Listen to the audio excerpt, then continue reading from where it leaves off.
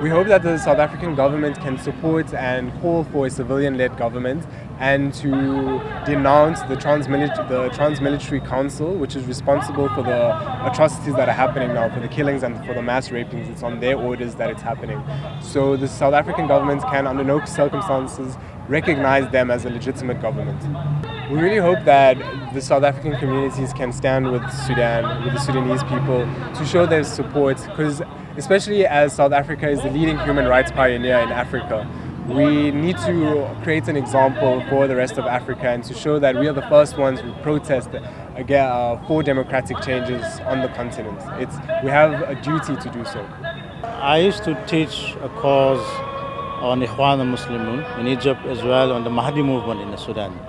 So I'm quite interested in both countries and I'm very concerned about what has happened in the last few years. We know that in Egypt, a democratically elected president was deposed by the military. And of course, over 60,000 people now imprisoned. And the same thing is being repeated now in Sudan, where the military is in charge and where the people, the civilian, wanted to take over and have civilian rule. And the military, just like in Egypt, has cracked down, and we hear of torture and killings and so on. So I'm really interested, very keenly following what's happening in both countries, and very concerned about what is happening there. And that is why I'm here actually, to lend my moral support to the people of Sudan. Yeah, this is very sad. I mean, we hear people talking about human rights, and yet the major Western countries are actually silent. They have said nothing about Sudan. Even Muslim countries, a few of them, have actually expressed, but the majority of them are quiet, especially the Arab-speaking countries. And yet we find that they're always talking about human rights. I think there is a great deal of hypocrisy, because if the same thing had to happen in some other countries, they would be, making a big noise about it, take the matter to the United Nations and so on. And yet, because it's happening in maybe a poor African country, it doesn't get so much of attention. Oh yes, certainly. I mean, it's usually all the conflicts are both political and economic.